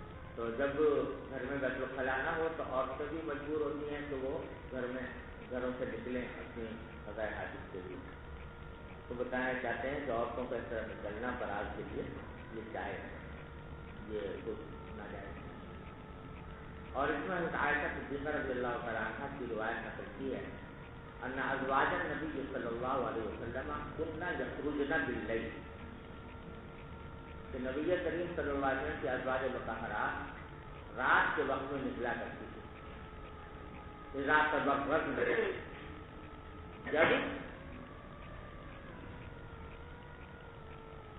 جب وہ تبرزنا کے معنی جب باراز کے لیے جایا کرتی تھی، قضائے حاجت کے لیے جاتی تھی. الی المناصع، تبرزنا کے یہاں دونوں معنی ہو سکتے ہیں بھائی. ایک تبرز کا معنی قضائے حاجت اور دوسرے تبرز کا معنی ظاہر ہونا، بروز. تو یہ بھی ہو سکتا ہے کہ جب وہ ظاہر ہوتی تھی یعنی گھر سے نکلتی تھی اور جاتی تھی کہاں مناصع کی طرف. پہلے تو یہ سمجھ لو کہ مناصع کی دو تفسیریں کی گئی. بعض حضرات نے تو یہ فرمایا کہ یہ ایک خاص جگہ کا نام ہے، اور بقیع کے جانب بقیع کی طرف ایک کھلا میدان تھا جس کو مناصع کہا جاتا تھا، اور یہ جگہ عام طور سے لوگ قضائے حاجت کے لیے استعمال کرتے ہیں. تو بڑے مناصع جو ہے اس میں علم ایک جگہ کا نام. اور بعض لوگوں نے اس کی تشریح کی ہے کہ نہیں، یہ اس میں علم نہیں ہے بلکہ یہ جمع ہے منصع کی، اور منصع ہر اس جگہ کو کہا جاتا ہے جس کو لوگ قضائے حاجت کے لیے استعمال کریں. سمجھو نا؟ تو بہرحال جب ازواج مطہرات جو ہیں وہ عام طور سے قضائے حاجت کے لیے نکلتی تھی رات کے وقت میں اور جایا کرتی تھی مناصع ان مقامات پر جو قضائے حاجت کے لیے استعمال کیا جاتے تھے. وہی صعید الافیح. اور مناصع کیا ہے؟ مناصع اس کی تفصیل کرتی کہ وہ ایسی زمین ہے جو افیح بہت واسع ہے. صعید کے معنی مٹی کے ہوتے ہیں اور مراد یہاں پر جگہ، ایسی جگہ ہے جو افیح یعنی واسع، بہت کشادہ چوڑی کھلی ہوئی جگہ ہے جہاں پر سے یہ کام ہوتا تھا. ایک طرف سے یہ بات کہہ دی تھی کہ ازواج مطہرات رات کے وقت میں قضاء حاجت کے لیے مناقع کی طرف جایا کرتی تھی۔ دوسری بات جو بیان فرمائی کہ وکان عمر یقول للنبی صلی اللہ علیہ وسلم احجب نساءک، اور حضرت عمر جو ہے نبی کریم صلی اللہ علیہ وسلم سے یہ کہا کرتے تھے، بکثرت فرمائش کرتے تھے کہ اپنی ازواج مطہرات کو پردہ کریں۔ اس وقت تک پردے کے احکام نازل نہیں ہوئے تھے، تو حضرت عمر بار بار یہ حضور اکرم صلی اللہ علیہ وسلم سے درخواست کرتے تھے کہ آپ اپنے ازواج مطہرات کو پردہ کریں۔ فلم یکن رسول اللہ صلی اللہ علیہ وسلم یفعل، لیکن کیونکہ اللہ تعالیٰ کی طرف سے ایسا کوئی حکم نہیں آیا تھا، اس واسطے رسول کریم صلی اللہ علیہ وسلم خواتین کو ازواج مطہرات کو پردہ کرنے کا حکم نہیں دیتے تھے۔ ارے سمجھو، فخرجت سودۃ بنت زمعہ زوج النبی صلی اللہ علیہ وسلم، اسی دور میں اسی زمانے میں سودا بنت زمعہ رضی اللہ تعالیٰ عنہا جو نبی کریم صلی اللہ علیہ وسلم کی زوجہ مطہرہ ہیں، وہ نکلی لیلۃ من اللیالی، ایک رات میں وہی اپنی عادت کے مطابق قضاء حاجت کے لیے گھر سے باہر نکلی عشاء کے وقت۔ وکانت امرأۃ طویلۃ، اور وہ دراز قامت خاتون تھی۔ فناداها عمر، تو حضرت عمر نے پیچھے سے آواز دی، الا قد عرفناک یا سودا، اے سودا ہم نے آپ کو پہچان لیا۔ وغیرہ اگر کہ رات کو نکل رہی ہیں آپ، اور ظاہر ہے کچھ نہ کچھ اور بہن اوڑھ کر ہی نکلی ہوں گی، لیکن حضرت عمر نے کہا کہ ہم نے آپ کو پہچان لیا، اس حالت میں آپ جا رہی ہیں کہ ہم نے آپ کو پہچان لیا۔ اور ان کا یہ کہنا جو تھا یہ حرصاً علی ان ينزل الحجاب، یہ اس بات کی حرص میں تھا کہ حجاب کا حکم نازل ہو جائے۔ سمجھے، بتانے مقصود تھا کہ دیکھیے آپ اگرچہ رات کو نکل رہی ہیں، لیکن میں آپ کو پہچان رہا ہوں، دوسرے لوگ بھی پہچان رہے ہوں گے، اور یہ کوئی اچھی بات نہیں ہے کہ آپ باہر نکلیں اور لوگ آپ کو پہچانیں۔ تو یہ مقصود کیا تھا کہ وہ یہ چاہتے تھے کہ وہ حجاب کا حکم نازل، فانزل اللہ الحجاب، تو اللہ تعالیٰ نے حجاب کا حکم نازل فرمایا۔ ارے سمجھ گیا بھائیو، اس حدیث کو یہاں پر نقل کرنے کا منشا یہ ہے کہ حضرت سودا کا باہر نکلنا یہ قضاء حاجت کے لیے تھا، اور ظاہر نبی کریم صلی اللہ علیہ وسلم کی اجازت سے تھا۔ اور اگلی روایت میں نبی کریم صلی اللہ علیہ وسلم کا یہ ارشاد مقبول ہے، ان عائشہ رضی اللہ تعالیٰ عنہا نبی صلی اللہ علیہ وسلم قال قد اذن لکم ان تخرجن فی حاجتکم، آپ نے صاف صاف فرما دیا کہ تمہارے لیے اجازت ہے کہ تم نکلو اپنی حاجت کو۔ ارے سمجھو، تو یہاں پر لانے کا مقصد تو صرف یہ ہے کہ خواتین کا قضاء حاجت کے لیے گھر سے باہر جانا یہ جائز ہے، اور نبی کریم صلی اللہ علیہ وسلم نے اس کی اجازت دی۔ البتہ یہاں ایک سوال پیدا ہوتا ہے جو خاصا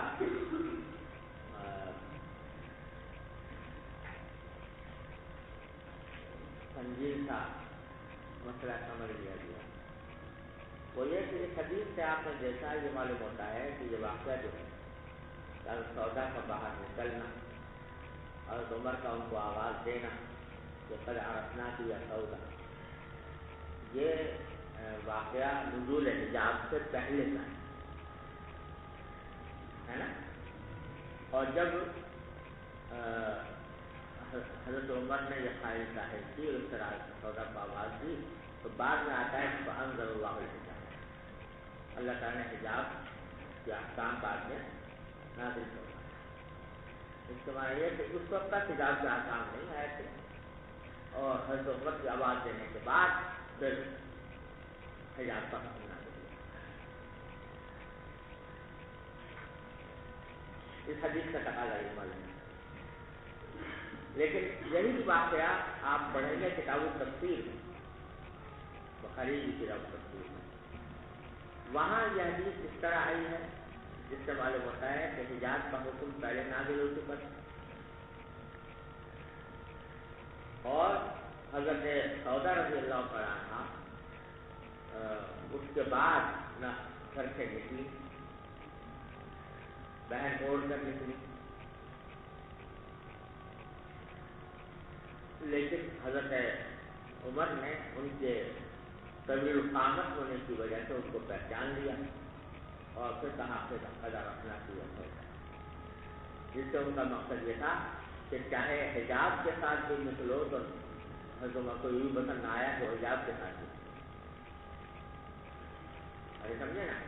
اس پر نبی کریم صلی اللہ علیہ وسلم نے فرمایا کہ نہیں، حضرت عمر کی تردید فرمائی کہ تمہیں اس کے برقرار کرنے کی بات نہیں ہے، کیونکہ عورتوں کو گھر سے حاجت کے تحت نکلنے کی اجازت ہے۔ تو بنیادی تعارف دونوں روایتوں میں یہ ہے کہ اس روایت سے معلوم ہوتا ہے کہ یہ واقعہ نزول حجاب سے پہلے کا ہے، اور کتاب التفسیر کی روایت سے معلوم ہوتا ہے کہ یہ واقعہ نزول حجاب سے بعد کا ہے۔ ارے سمجھو، اس تعارف کی وجہ سے بعض حضرات شراح نے تو یہ موقف اختیار کیا کہ دو الگ الگ واقعہ، یعنی جہاں جو واقعہ بیان ہوا ہے یہ نزول حجاب سے پہلے کا ہے، اور کتاب التفسیر میں جو واقعہ آنے والا ہے وہ نزول حجاب سے بعد کا ہے۔ ایک ہی جیسے واقع ہیں دونوں، یعنی وہ ایک مرتبہ سودا نکلی تھی نزول حجاب سے پہلے، اس وقت حضرت عمر نے یہ کہا تھا، اس کے بعد ایک مرتبہ نکلی نزول حجاب کے بعد، اس وقت دوبارہ حضرت عمر نے یہ بات کہی۔ بعض لوگوں نے یہ اس کو دو مختلف واقعے قرار دے کر تعارف کو رفع کرنے کی کوشش کی، لیکن یہ بات ذرا بعید معلوم ہوتی ہے کہ بالکل ایک ہی جیسا واقعہ دو مرتبہ بیٹھا ہے، تو یہ بات بے تکلف صحیح معلوم ہے۔ تو لیکن اس کا بہتر جواب دیا ہے حضرت علامہ شبیر احمد صاحب عثمانی رحمۃ اللہ علیہ نے اپنی تقریر بخاری میں، جو فضل الباری کے نام سے چھپی ہے، اس میں وہ یہ فرماتے ہیں کہ اصل میں بات یہ ہے کہ نزول حجاب کے دو مرحلے ہیں، دو مختلف مرحلوں میں حجاب کے احکام ہیں۔ پہلا مرحلہ وہ تھا جب حضرت زینب رضی اللہ تعالی عنہا کے ساتھ آپ کا نکاح ہوا اور ولیمے کی آپ نے دعوت فرمائی۔ اس وقت میں آپ نے پڑھا ہوگا کہ جب لوگ آئے تھے دعوت میں تو کھانا کھانے کے بعد دیر تک بیٹھے رہے نبی کریم صلی اللہ علیہ وسلم کے گھر میں، جس سے آپ کو تکلیف ہوئی، یاد ہے نا قصہ؟ تو اس وقت جو آیات نازل ہوئی تھی حجاب کی، وہ سورہ احزاب کی آیت،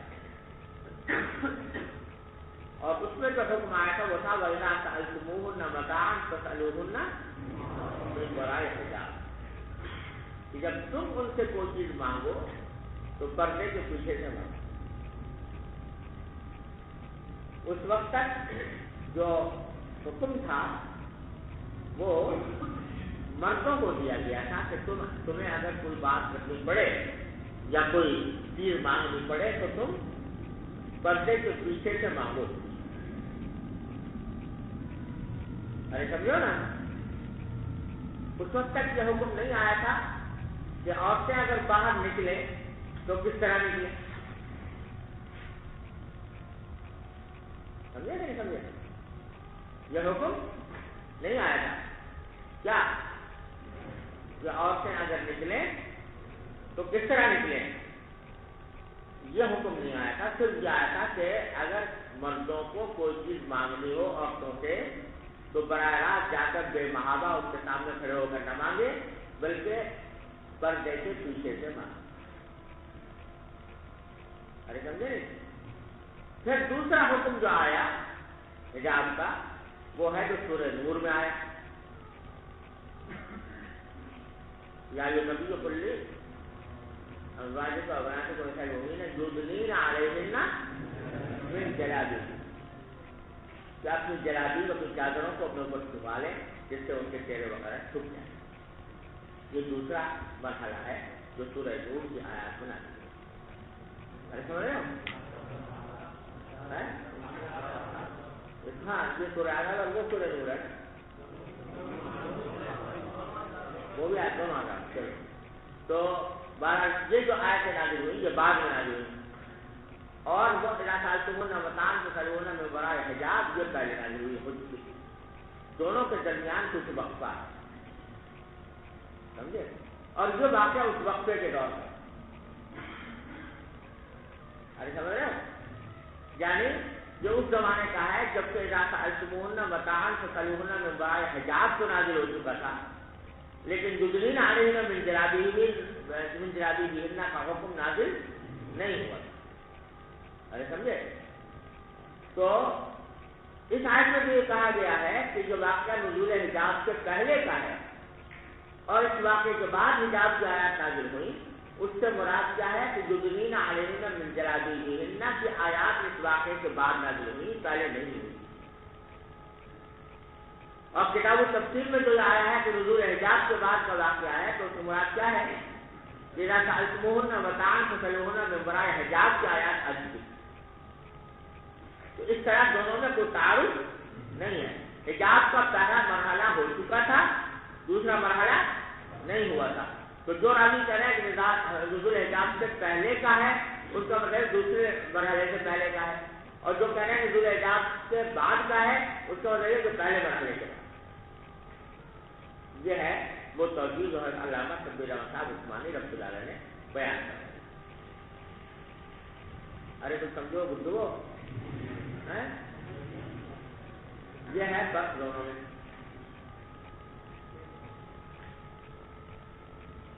اس کی ایک توجیہ یہ بھی کی جا سکتی ہے کہ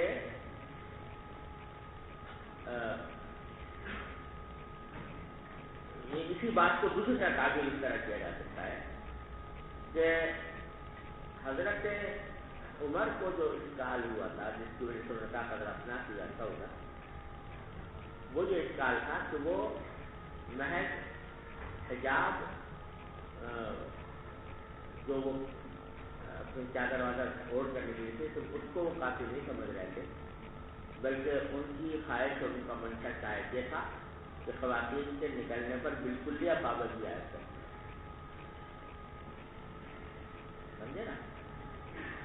تو اسی واسطے نبی کریم صلی اللہ علیہ وسلم بعد میں ان کے جواب میں فرمایا کہ خرجنا لکنہ ان تخرجنا فی حاجتکم، حاجت کے وقت نکلنے میں کوئی ملاحظہ نہیں. یہ بات آپ نے کہا. تو آیت کریمہ جو آئی اس نے یہ بتلا دیا کہ جو ادنائے جلباب کے بعد عورت کا باہر نکلنا حاجت کی وجہ سے جائز، سمجھے نا؟ اور اس آیت کریمہ جو کہ دن آنے میں جرابی دیکھنا ہے اس کو تعبیر کیا ہے راوی نے یہ کہہ کر کہ انزل اللہ تعالیٰ حجاب. سمجھ گیا بھائی؟ چلیے. وبه قال حدثنا زكريا قال حدثنا ابو اسامه عن هشام بن عروه عن ابيه عن عائشه رضي الله عنها وعنهم عن النبي صلى الله عليه وسلم قال قد اذن لكن ان تخرجن في حاجتكن. قال هشام يعني البراز. باب التبرج في البيوت. وبه قال حدثنا ابراهيم بن المنذر قال حدثنا انس بن عياض عن عبيد الله بن عمر عن محمد بن يحيى بن حبان عن واسع بن حبان عن عبد الله بن عمر قال التقيت عن ظهر بيت حفصة لبعض حاجته فرأيت رسول الله صلى الله عليه وسلم يقضي حاجته مستدبر القبلة مستقبل الشام. وبه قال حدثنا يعقوب بن ابراهيم قال حدثنا يزيد بن هارون قال اخبرنا يحيى عن محمد بن يحيى بن حبان ان عمه واسع بن حبان اخبره ان عبد الله بن عمر رضي الله عنهما وعنهم اخبره قال لقد ظهرت ذات يوم على ظهر بيتنا فرأيت رسول الله صلى الله عليه وسلم قاعدا على لبنتين مستقبل بيت المقدس. باب الاستنجاء بالماء. وبه قال حدثنا ابو الوليد هشام بن عبد الملك قال حدثنا شعبة عن ابي معاذ واسمه عداء بن ابي ميمونة رضي الله عنها وعنهم قال سمعت انس بن مالك رضي الله عنه وعنهم يقول كان النبي صلى الله عليه وسلم اذا خرج لحاجته اجيء انا وغلام معنا اداوة من ماء يعني يستنجي به. فرماتے ہیں کہ نبی کریم صلی اللہ علیہ وسلم جب حاجت کے لیے نکلتے تو میں اور ہمارے ساتھ ایک اور لڑکا تھا، وہ ہم اس طرح آتے تھے کہ ہمارے ساتھ ایک لوٹا ہوتا تھا پانی کا، اداوہ ہمارا لوٹا، یعنی یہ سنجیدی جس سے آپ استنجا فرماتے. تو اس سے استنجا بالماء مستحب ہونے کا ثبوت ملتا ہے. اور اس طرح سے یہ باب امام بخاری نے قائم کیا ابن حبیب مالکی کی ترتیب میں. ابن حبیب مالکی کہتے ہیں کہ پانی سے استنجا مشروع ہی نہیں ہے. وہ کہتے ہیں کہ پانی سے استنجا آدمی کرے گا تو ہاتھ جو ہیں وہ ملوث ہوں گے نجاست میں، اس واسطے وہ اس کو جائز نہیں سمجھتے. یہ حدیث ان کی ترجیح کے لیے ہے کہ نبی کریم صلی اللہ علیہ وسلم استنجا کے لیے پانی لے جایا کرتے ہیں. جی باب من حمل معه الماء باب من حمل معه الماء لطهوره وقال ابو الدرداء وليس فيكم صاحب علينا والطهور واليسار. وبه قال حدثنا سليمان بن حرب قال مطلب کیا ہے اس میں کہنا چاہتے ہیں کہ اگر کوئی شخص ایسا ہے کہ وہ اس کے خدام اس کے لیے وضو کا پانی اٹھا کر لے جا رہے ہوں تو اس میں کوئی مذائقہ نہیں. یعنی وضو میں یہ استعانت کسی دوسرے سے کہ دوسرا آدمی جو ہے وضو کا لوٹا اٹھا کے جا رہا ہے لا کر دے رہا ہے کسی کو، تو اس میں کوئی مذائقہ نہیں. یہ سے آپ قائم کیا کہ آپ نے کچھ اگر پڑھا ہوگا نا کہ وضو کے اندر بہتر یہ ہے کہ آدمی خود ہی سارے کام کرے، دوسرے سے استعانت نہ لے. تو اس سے صبح ہو سکتا تھا کسی کو کہ اگر کوئی دوسرا پانی اٹھا کر لایا ہے کسی کے لیے تو وضو کرنے والے کے لیے ایسا کرنا مکروہ ہے. تو اس صبح سے ادارے کے لیے باب قائم کیا کہ جس شخص کے لیے پانی اٹھا کر لایا گیا ہو اس کی طہارت کے لیے تو اس میں کوئی حرج نہیں. اور اس میں ترجمۃ الباب کے ذریعے اثر روایت کیا ہے جو آگے آپ بخاری میں تفصیل کے ساتھ پڑھیں گے، اور اس میں مسندن بھی یہ حدیث آگے آئے گی انشاءاللہ. کہ اصل میں جو ہوا تھا ذرا سمجھ لو کہ حضرت عبداللہ بن مسعود رضی اللہ تعالیٰ عنہ جو ہیں وہ رہتے تھے کوفے میں، اور ابو الدرداء رضی اللہ تعالیٰ عنہ رہتے تھے شام میں. سمجھے نا؟ تو عبداللہ بن مسعود رضی اللہ عنہ کے ایک شاگرد تھے، بہت مشہور شاگرد ہیں علقمہ بن قیس، بہت بڑے فقہا میں سے ہیں. عبداللہ بن مسعود رضی اللہ عنہ کے خاص شاگرد ہیں. یہ اپنی کسی ضرورت کے تحت یہ عراق سے سفر کر کے شام پہنچے. جب شام پہنچے تو یہ کہتے ہیں کہ میری خواہش ہوئی کہ یہاں شام میں بھی میں کسی ایسے اللہ والے کے پاس کہتے ایسے بزرگ کے پاس جاؤں جس کے صحبت سے مجھے فائدہ ہو. تو لوگوں نے بتایا کہ یہاں پر شام میں سب سے بڑے بزرگ جو ہیں حضرت ابو الدرداء رضی اللہ عنہ. تو میں حضرت ابو الدرداء کے پاس حاضر ہوا اور انہوں نے پوچھا ہوگا کہ کیوں آئے ہو، کہاں سے آئے ہو؟ تو انہوں نے کہا کہ میں کوفہ سے آیا ہوں اور میں چاہتا تھا کہ شام میں آیا ہوں جب تک تو میں آپ کی صحبت سے مستفید ہوں اور آپ کی صحبت سے فائدہ اٹھاؤں تو آپ کی صحبت اٹھانے کے لیے آیا ہوں.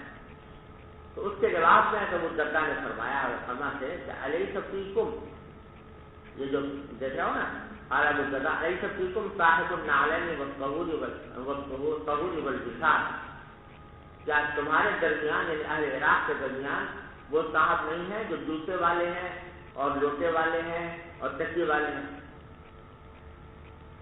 کیا مانا؟ مراد سے عبداللہ بن مسعود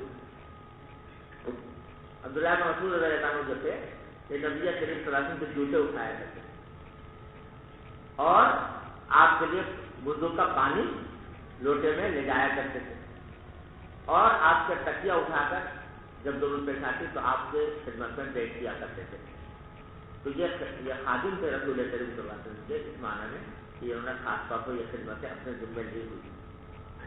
تو حضرت ابو الدرداء فرما رہے ہیں کہ بھائی تمہیں کیا ضرورت ہے میرے پاس آنے کی، تمہارے پاس تو اس سے بڑے بزرگ موجود ہیں جو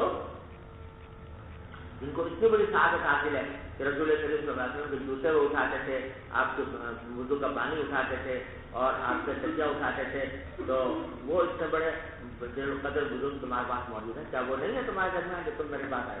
یہ مطلب الیس فیکم صاحب النعلین، کیا تمہارے درمیان یعنی اہل عراق کے درمیان وہ صاحب نہیں ہے جو جوتے اٹھایا کرتے تھے حضور اکرم صلی اللہ علیہ وسلم سے، اور والطہور اور آپ کے لیے پانی طہارت کا پانی اٹھایا کرتے تھے اور تکیہ اٹھایا کرتے تھے.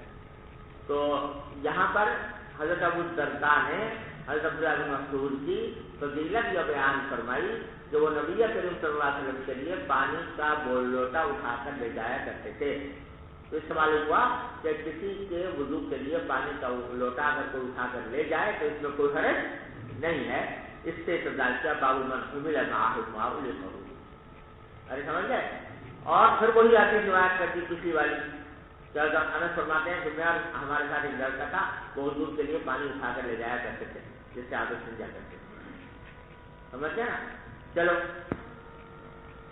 وبه قال حدثنا سليمان بن حرب قال حدثنا شعبة عن عطاء بن أبي ميمونة قال سمعت أنس رضي الله عنه وعنهم يقول كان النبي صلى الله عليه وسلم إذا خرج لحاجته تبعته أنا وغلام منا معنا إداوة من ماء. باب حمل العنزة مع الماء في الاستنجاء. وبه قال حدثنا محمد بن بشار قال حدثنا محمد بن جعفر قال حدثنا شعبة عن عطاء بن أبي ميمونة سمع أنس بن مالك رضي الله عنه وعنهم يقول كان رسول الله صلى الله عليه وسلم يدخل الخلاء فأحمل أنا وغلام إداوة من ماء وعنزة يستجي بالماء. تابعه النضر وشهدان عن شعبة على العنزة عسى عليه زج. یہاں یہ وہی حدیث ہے جو پہلے آئی تھی. تو اس کو اتنا اضافہ ہے کہ یہ جو لے جاتے تھے وہ لوٹا ہوتا ہے پانی کا اور ایک چھڑی ہوتی.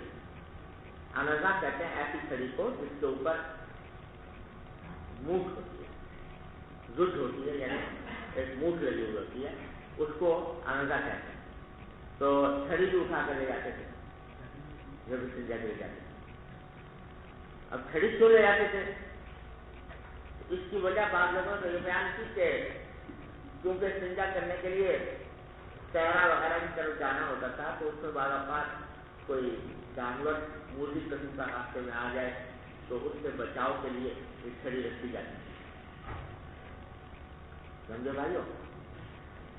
لیکن حضرت گنگوہی رحمۃ اللہ علیہ نے ایک بات فرمائی ہے جو بڑی دل لگتی ہے کہ یہ جو استنجا کے سیاق میں انزا کا ذکر ہو رہا ہے, استنجا کے سیاق میں یہ کہا جا رہا ہے کہ آپ چھڑی بھی آپ کے ساتھ لے جائی جاتی تھی, تو اس کو صرف یہ کہنا کہ وہ مرغی جانوروں سے بچاؤ کے لیے لی جایا کرتی تھی, یہ بات کچھ پوری طرح دل میں اترتی نہیں.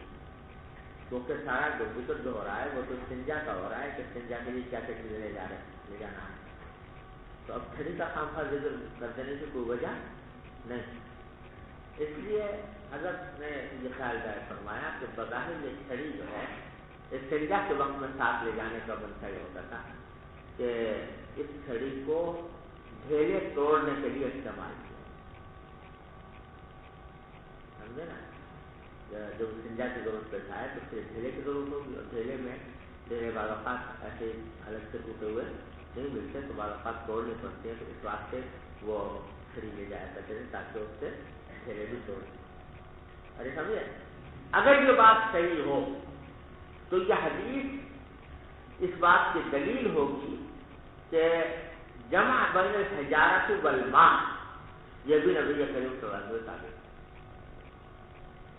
اب جانتے ہو نا غیر مقلدین یہ کہتے ہیں کہ پتھر اور پانی دونوں کا جمع کرنا نبی کریم صلی اللہ علیہ وسلم سے ثابت نہیں ہے. وہ کہتے ہیں یا تو صرف پتھر ڈھیلے یا پھر پانی, لیکن دونوں کو جمع کرنا کے ثابت نہیں. اس واسطے دونوں کو جمع کرنے کو وہ بدعت کہتے ہیں. سمجھے نا. اگرچہ دوسری روایتیں بھی موجود ہیں ان کی تردید میں, جس میں مشہور روایت تو وہ ہے کہ مسجد قباء کے لوگوں کے بارے میں آیت نازل ہوئی تھی نا, فیہ رجال یحبون ان یتطہروا. تو مستدرک کے حاکم کی روایت میں یہ آتا ہے کہ نبی کریم صلی اللہ علیہ وسلم نے ان سے پوچھا کہ بھائی تمہاری کیا خاص بات ہے کہ طہارت کی اللہ تعالیٰ نے تعریف کی ہے. تو انہوں نے جواب میں فرمایا کہ ہم یہ کرتے ہیں کہ جب استنجا کے لیے جاتے ہیں تو صرف ڈھیلے پر استعمال بھی نہیں کرتے, صرف پانی پر بھی استعمال نہیں کرتے, بلکہ ڈھیلوں کے بعد پھر پانی بھی استعمال کرتے. تو یہ بات انہوں نے وجہ بیان کی. اس پر سے گویا ان کی تعریف کی ہوئی قرآن کریم میں, تو وہاں جمع بین الحجارۃ والماء اس سے ثابت ہوتا ہے. اس کے علاوہ حضرت فاروق اعظم رضی اللہ عنہ کا اثر ہے مسند ابن ابی شیبہ میں, تو انہوں نے فرمایا کہ ان من کان قبلکم کانوا یبعرون بعرا وانتم تخلطون خلطا پاس اجازت بالماء. تو پہلے لوگوں کو جو اجازت ہوتی تھی وہ مینگنی کی طرح ہوتی تھی, خشک ہوتی, اس واسطے اس میں صرف ڈھیرا بھی کافی ہو جاتا تھا. لیکن اب جب کہ تمہاری جو اجازت ہے وہ پھیلی ہوئی ہوتی ہے تو اس واسطے اس میں پانی صرف ڈھیرے پر استعمال نہ کرو بلکہ پانی بھی استعمال کرو. یہ ساری روایتیں اس کے اوپر دلیل ہیں کہ دونوں کو جمع کرنا کوئی بدعت نہیں ہے بلکہ یہ بھی سنت سے ثابت ہے.